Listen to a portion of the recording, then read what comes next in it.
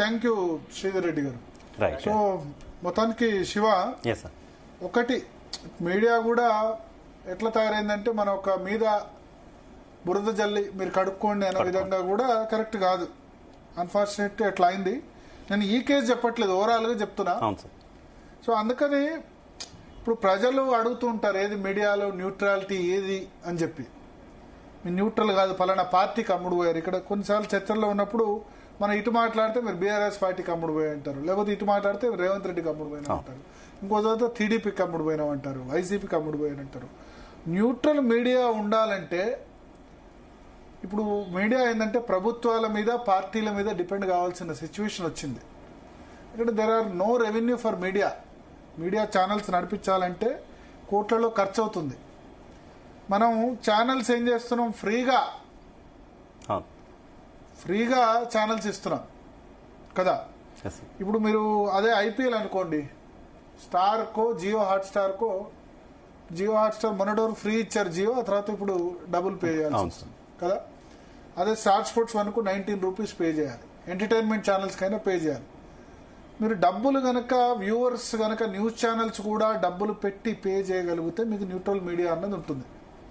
లేకపోతే fortunately are unfortunately media political parties మీద ప్రభుత్వాల మీద డిపెండ్ అయినంత కాలం మీకు న్యూట్రల్ ఇంపార్షియల్ మీడియా అన్నది కష్టం. ఎందుకంటే ఒక ఛానల్ నడపాలంటే ఈ రెండు రాజకీయ పార్టీల మీద ప్రభుత్వాల మీద డిపెండ్ కాని సిచ్యువేషన్ వచ్చింది. కేవలం అడ్వర్టైజ్మెంట్ రెవెన్యూ ద్వారానే మీడియాను నడపడం సాధ్యం కాదు. Even news papers also.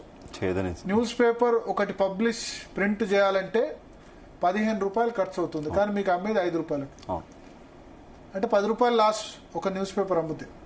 అటువంటిప్పుడు ఎట్లా ఇంపార్షియల్ గా ఉంటుంది అనుకుంటారు. అదే మీరు శ్రీలంకలో పాకిస్తాన్లో చూడండి, న్యూస్ పేపర్ 30-35 రూపాయలు కాస్ట్ ఉంది. మన దగ్గర మాత్రం మన చిన్నప్పుడు 2 రూపాయలు 3 రూపాయలు ఉంది, ఇప్పుడు మా అంటే 5 రూపాయలు అయింది 90s లో ఉన్నప్పుడు. 30 సంవత్సరాల తర్వాత కూడా మిగతా అన్ని రేట్లు పెరిగాయి, న్యూస్ పేపర్ రేట్లు పెరగలేదు. ఛానల్స్ అయితే ఫ్రీగా, ఇంకా ఎంఎస్ఓలకే ఎదురు డబ్బులు కట్టాలి ఛానల్ పెట్టాలంటే కూడా. పే ఛానల్స్ లేవు. ఇప్పుడు మన జీ తెలుగు న్యూస్ ఉంది, 10 పైసలు, అంటే సంవత్సరానికి ₹1.20 మాత్రమే మన దాన్ని చూడాలంటే కట్టాలి. అది కూడా చాలా మంది ఫ్రీగా చూస్తున్నారు. మీ న్యూస్ ఛానల్స్ కూడా ఇంపార్షియల్ గా ఉండాలంటే ఎంతో కొంత, ఒక 5 రూపాయలు నెలకు, ఒక 5 రూపాయలు 10 రూపాయలు గనక అట్లీస్ట్ ఒక 50 లక్షల మంది గనక చూస్తే గనక, ఒక 20 లక్షల మంది చూశారనుకోండి, 5 రూపాయలు ఒక ఛానల్కి ఇచ్చారనుకోండి, 20 × 5 1 కోటి రూపాయలు గనక వస్తే గనక న్యూట్రల్ మీడియా అన్నది మనకు కనబడుతుంది. లేదా ఇప్పుడు ప్రభుత్వాలకు అడ్వర్టైజ్మెంట్ల మీద ప్రభుత్వం మీద డిపెండెన్స్, ఎలక్షన్లో పార్టీల మీద డిపెండెన్స్. సో అందుకని వాస్తవంగా చెప్పాలంటే ఇప్పుడు మేము 18 సంవత్సరాలు జర్నలిజంలో ఉన్నాం. ఏ పార్టీకి సపోర్ట్ చేయకుండా న్యూట్రల్గా ఉండాలన్నదే మా ఉద్దేశం.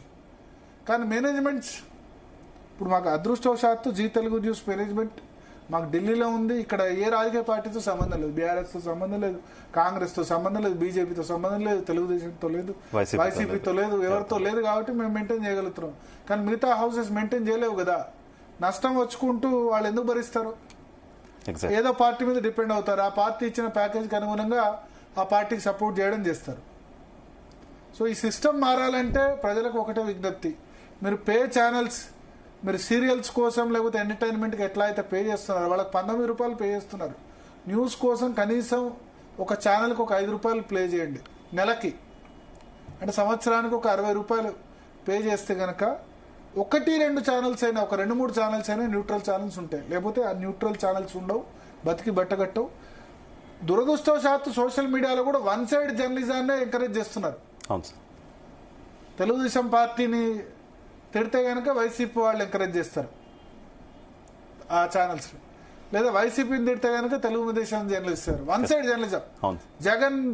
జగన్ నాటక సూత్రధారి అని హెడ్డింగ్ పెడితే తెలుగుదేశం వాళ్ళు ఎంకరేజ్ చేస్తారు. చంద్రబాబు నువ్వు ఇంకేదో తిడితే, లోకేష్ ఏదో తిడితే గనక వైసీపీ వాళ్ళు ఎంకరేజ్ చేస్తారు.